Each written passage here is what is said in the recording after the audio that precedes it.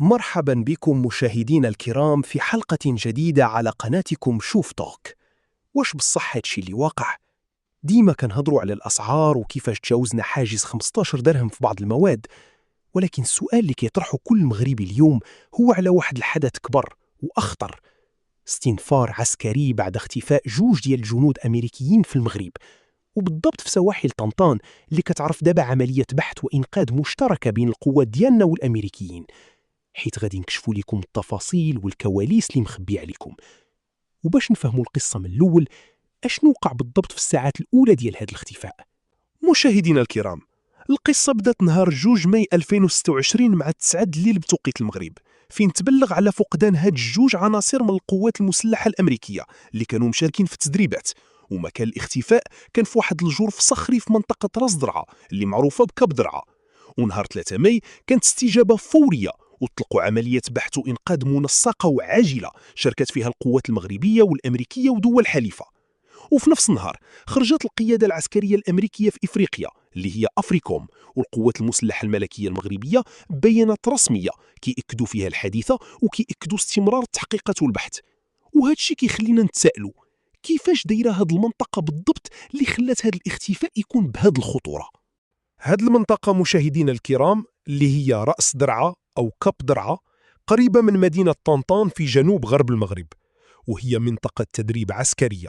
التضاريس ديالها ساحلية ووعرة ومقابلة مع المحيط الأطلسي. المشكل الكبير هو المنحدر الصخري الخطير فين تشافوا الجنود لآخر مرة مع 9 الليل. زيد عليها التضاريس القاسية وانعدام الرؤية حيث الليل هذا وضعف من خطورة المكان.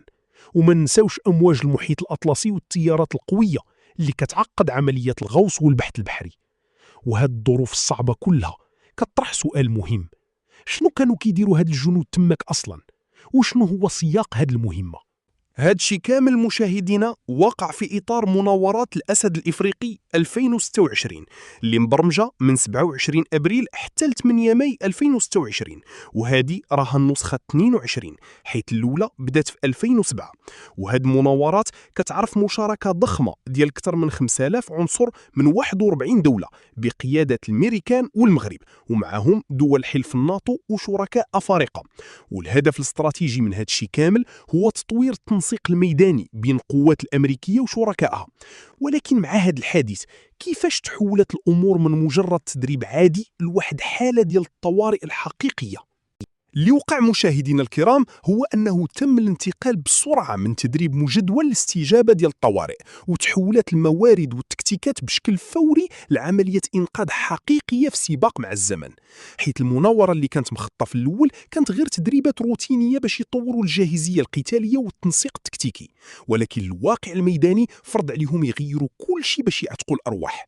والسؤال اللي كيفرض راسو دابا هو: كيفاش كتم هذه عملية البحث والإنقاذ على أرض الواقع وفي أي جبهات؟ العملية مشاهدينا الكرام شاملة ومقسمة ل3 ديال الجبهات. في الجو كاين مسح جوي مكثف بالمروحيات العسكرية وطائرات الاستطلاع اللي فيها كاميرات حرارية متطورة.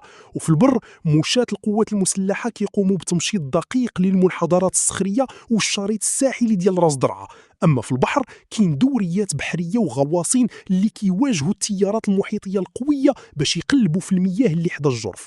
وهاد المجهودات الجبارة كتخلينا نتسائلوا: شنا هو التقييم ديال الامريكان لهذا الشيء اللي وقع، وشنا هي الفرضيات المطروحة؟ حسب التقييم الاستخباراتي لوزارة الدفاع الأمريكية، الفرضية الرئيسية المرجحة هي أن الجنود طاحوا بشكل عرضي في مياه المحيط الأطلسي بسبب خطورة المنحدر الصخري وضعف الرؤية بالليل. وفي نفس الوقت مسؤول عسكري أمريكي أكد باللي ما كاين حتى شي مؤشرات أو أدلة كتربط هذا الاختفاء بأي عمل إرهابي أو عدائي، وهذه فرضية مستبعدة تماما. إذن واش هذا الشيء كيعني أن الأمل باقي باش يلقوهم؟ وشنو هي الأولويات ديال السلطات حاليا؟ في الأخير مشاهدينا الكرام، صرح مصدر من الجيش المغربي لسكاي نيوز عربية باللي عملية البحث والإنقاذ ما زال جارية، والأولوية القصوى حاليا هي العثور على الجنديين المفقودين، والتحقيقات مستمرة باش يكشفوا ملابسات الحادث بالكامل. هذه هي التفاصيل اللي كاينه لحد الآن، وغنبقاو متبعين معكم هذه القضية باش نوافيكم بأي جديد. ما تنسوش ديروا اشتراك في قناتكم شوف توك وتفعلوا الجرس باش يوصلكم ديما الجديد ديالنا. خليتكم على خير.